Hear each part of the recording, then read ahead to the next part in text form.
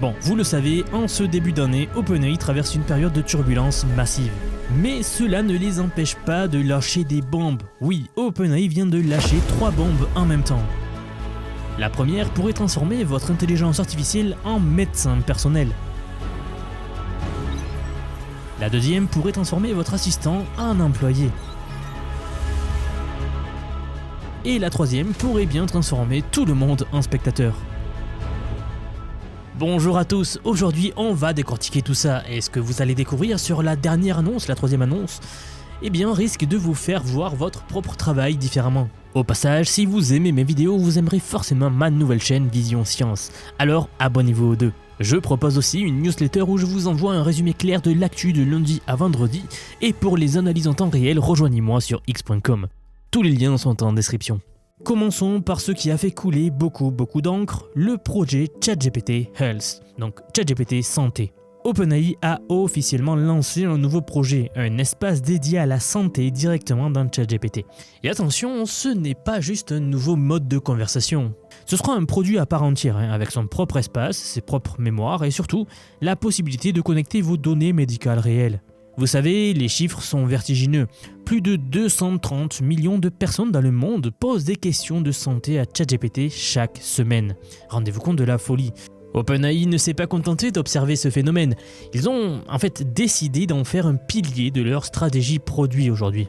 Concrètement, vous pourrez connecter par exemple Apple Health donc pour partager les données de sommeil et d'activité, ou alors l'application MyFitnessPal pour ceux qui l'utilisent pour les informations nutritionnelles, et même connecter vos dossiers médicaux via un partenariat avec BayWell donc qui va agréger les données de plus de 2 millions de prestataires de santé américains. Donc ça sera d'abord dans le marché américain que cela se démocratisera. Mais j'imagine qu'il y aura une option pour juste uploader en fait des données, par exemple des résultats de prise de sang, des choses comme ça. L'objectif affiché par Fidjo Simo, donc le PDG des applications chez OpenAI, est assez clair. Transformer ChatGPT en super assistant personnel capable de vous aider dans tous les aspects de votre vie. Et il y a aussi une anecdote révélatrice. Fidjo Simo elle-même raconte comment ChatGPT l'a potentiellement sauvée d'une erreur médicale grave. Elle avait été hospitalisée pour un calcul rénal avec infection. Et un interne lui avait prescrit un antibiotique standard. En vérifiant dans ChatGPT avec son historique médical, le système a détecté que ce médicament risquait de réactiver une infection grave qu'elle avait eue des années auparavant. L'interne a alors reconnu qu'il n'avait que quelques minutes par patient pendant ses visites et que les dossiers médicaux ne sont pas organisés de manière à rendre ces informations facilement visibles. Côté confidentialité, OpenAI va mettre en place un dispositif spécifique. Les conversations de santé sont isolées du reste de vos échanges avec ChatGPT.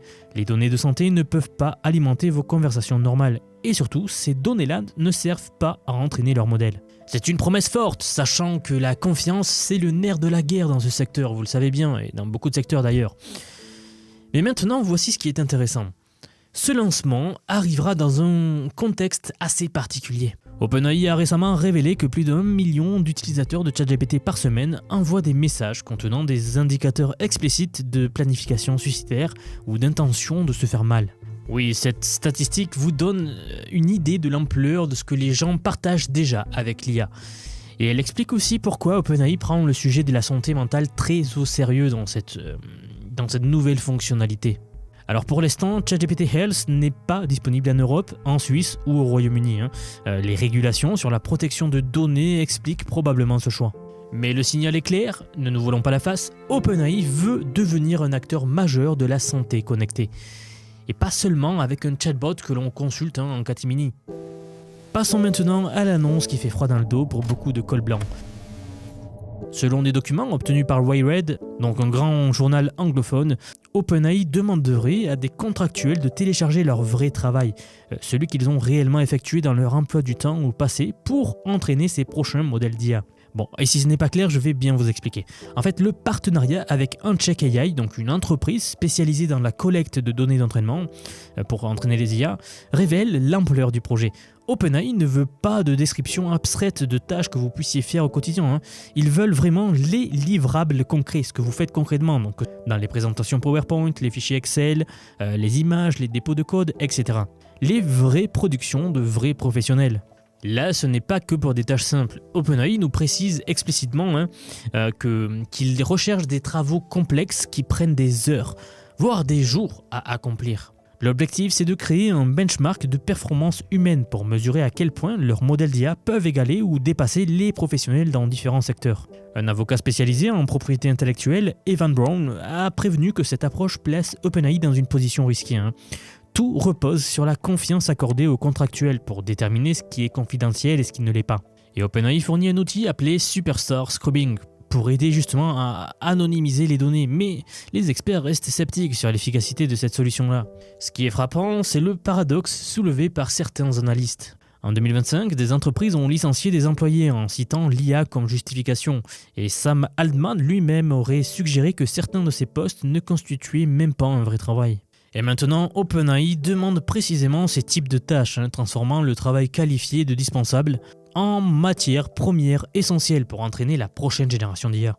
Les données de Microsoft de 2025 sont révélatrices. 5 millions d'emplois de col blanc, incluant donc les analystes de gestion, les représentants du service client, des ingénieurs commerciaux, etc., seraient menacés d'extinction. Dario Amodei, le PDG d'Anthropic, a déjà averti que l'IA va éliminer ou pourrait éliminer 50% de tous les emplois de col blanc débutants dans les 5 prochaines années. Kai-Fu Lee, la figure majeure du secteur, valide aussi cette projection, mais ne sombrons pas dans le catastrophisme. En gros, ce que les experts soulignent, c'est que les compétences humaines prennent une nouvelle importance. Le leadership, la négociation, la pensée critique et surtout la capacité à travailler avec des outils plutôt que contre eux. Les personnes qui maîtrisent l'IA deviennent exponentiellement plus productives et celles qui l'ignorent risquent de se retrouver sur le banc de touche. D'ailleurs, récemment, je lisais un article et dans cet article, on y voyait un phénomène intéressant émerger à notre époque. En fait, de plus en plus de diplômés universitaires se tournent vers les métiers manuels, donc la plomberie, l'électricité, la construction, etc. En 2025, 40% des jeunes diplômés choisissent ces carrières-là, perçues comme moins vulnérables à l'automatisation. Les électriciens peuvent gagner plus de 200 000 $ par an aux États-Unis par exemple, et ces emplois requièrent une présence physique que l'IA ne peut pas remplacer, pour l'instant du moins. Maintenant, la troisième annonce d'OpenAI, celle qui remet en question notre compréhension même de l'IA. Une nouvelle version de GPT 5.2 vient de battre la moyenne humaine sur ArcAGI 2, donc le benchmark conçu spécifiquement pour mesurer le raisonnement abstrait.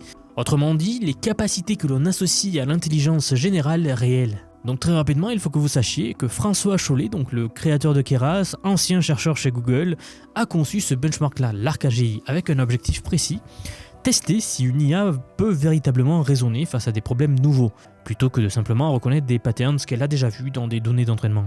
Chaque puzzle est traité comme une tâche inédite, pas de mémorisation possible, pas de raccourcis statistiques. La performance humaine moyenne sur ArcAGI 2 tourne autour de 60%. GPT 5.2 seul atteignait environ 53-54%. Mais voici ce qui devient vraiment intéressant. Un système appelé Poetic, construit sur GPT 5.2 version haute, a atteint 75%, soit 15 points au-dessus du score humain moyen pour moins de 8 $ par question. Et la méthode utilisée est révélatrice. Poetic n'a pas entraîné ChatGPT 5.2 explicitement pour l'ARC. Ils ont développé ce qu'ils appellent une architecture méta-système, donc une couche d'orchestration qui organise le raisonnement en étapes structurées, avec auto-vérification et correction itérative. Le modèle n'est pas devenu plus intelligent, c'est la façon de l'utiliser qui s'est améliorée. Greg Brockman, le cofondateur d'OpenAI, a souligné cette avancée publiquement. Et OpenAI elle-même utilise maintenant un terme spécifique pour décrire la situation. Ils nous disent que c'est le Capability Overhang. On le traduit en français par le débordement des capacités. Ce concept a été au cœur du discours d'OpenAI au Forum économique mondial de Davos, qui a eu lieu il y a peu. Vous en avez forcément entendu parler avec ce qui se passe en ce moment. L'idée est assez simple mais profonde. Les modèles actuels sont déjà capables de bien plus que ce que la plupart des utilisateurs en tirent. Autrement dit, l'écart entre ce que l'IA peut faire et ce que les gens font réellement avec est immense. Sam Altman va même plus loin. Lors d'une interview récente, il a suggéré qu'OpenAI pourrait déjà avoir dépassé l'AGI sans s'en rendre compte, parce que le terme lui-même est devenu trop vague pour être utile. Bon, ça je le mets au compte que Sam Altman overhype, donc fait beaucoup trop de promesses souvent. J'attends de voir. Et en fait, selon lui, les modèles actuels correspondraient clairement à la définition de l'AGI, s'ils avaient la capacité d'apprentissage continu, plutôt que d'être figés après leur entraînement, ce qui est le cas aujourd'hui. En tout cas, les données de GDP-Val, le benchmark interne d'OpenAI pour le travail de connaissance, illustrent cette réalité. Avec GPT-5 Thinking, l'IA égalait ou battait les travailleurs du savoir 38% du temps. Avec GPT 5.2 Thinking, ce chiffre monte à 70%, et avec GPT 5.2 Pro, ce nouveau système, 75%. Sur des tâches professionnelles bien définies, l'IA est préférée à l'expert humain dans près de 3/4 des cas. Le message d'OpenAI pour 2026 est assez explicite. Le progrès vers l'AGI dépendra autant d'aider les gens à bien utiliser l'IA que des avancées sur les modèles eux-mêmes. Les deux vont se passer en parallèle. Alors, la course ne se joue plus uniquement dans les laboratoires de recherche, elle se joue dans l'adoption, l'intégration au workflow, la capacité à transformer des capacités brutes en utilité réelle. Alors, revenons à la question cruciale. Qu'est-ce qui est le plus préoccupant ? Que ChatGPT connaisse votre historique médical ou que ChatGPT sache faire votre travail mieux que vous? En fait, la réponse dépend probablement de ce que vous faites dans la vie. Mais il y a peut-être une troisième option à considérer, celle que vous ne sachiez pas encore comment utiliser ces outils à leur plein potentiel. Et ça, c'est quelque chose que vous pouvez changer clairement, on a tous la main dessus. Si vous regardez ces évolutions et que vous vous demandez comment vous positionner face à cette vague, si vous voulez comprendre comment ces outils fonctionnent vraiment et comment les intégrer dans votre quotidien professionnel et même personnel, alors j'ai quelque chose pour vous. J'aimerais vous dire que depuis quelques mois déjà, j'ai construit un programme d'apprentissage unique. Je vous apprends l'IA sous tous ses aspects. C'est un parcours que j'ai créé et pensé pour vous transmettre tout ce que je sais. Alors non seulement sur les modèles d'IA comme ChatGPT, Gemini de Google, Grok de Elon Musk, Claude, etc. Je vous montre en fait et surtout la manière de les intégrer concrètement dans votre vie, dans votre travail, dans vos projets. Et ce que vous soyez salarié, indépendant, entrepreneur ou même à la retraite. Car oui, nous avons beaucoup de retraités dans la communauté et ils utilisent l'IA au quotidien. J'ai récemment sorti la plus grosse mise à jour à ce jour de la formation. Ça fait un petit moment que j'en parlais, mais ça y est, elle est là, elle est en ligne. C'est un module entièrement dédié à l'automatisation par IA, donc en utilisant N8N. Autrement dit, la création d'agents IA, donc des espèces de salariés virtuels qui vont travailler pour vous et tout faire pour vous. En somme, vous faire gagner des heures et des heures et des heures. Vous êtes déjà plus de 6 à 7 000 à avoir rejoint ce programme, donc merci pour tout ce soutien. Et enfin, sachez qu'il n'y a pas besoin d'être développeur, pas besoin d'avoir un profil technique. Je vous prends par la main et pas à pas, avec des leçons vidéo claires, des cas concrets pratiques, on voit tout ce qui touche à l'IA. Dernier point, mais pas des moindres bien sûr, si vous nous rejoignez aujourd'hui, vous aurez accès à toutes les évolutions du futur. Sans surcoût, accès illimité à vie à tout ce que je veux vous apprendre. Donc aujourd'hui, c'est un paiement unique, ce n'est pas un paiement mensuel, c'est juste un paiement unique et vous aurez accès à vie à toutes les mises à jour que je vais faire en permanence et que je fais en ce moment même d'ailleurs. Donc si cela vous intéresse, vous avez les liens en dessous de la vidéo, donc soit en description, soit en commentaire épinglé pour nous rejoindre. Dans tous les cas, moi je serai très heureux de vous accueillir dans le programme Vision IA. Si vous êtes encore là, merci d'avoir regardé cette vidéo jusqu'au bout et je vous dis à très vite pour la prochaine vidéo. À bientôt.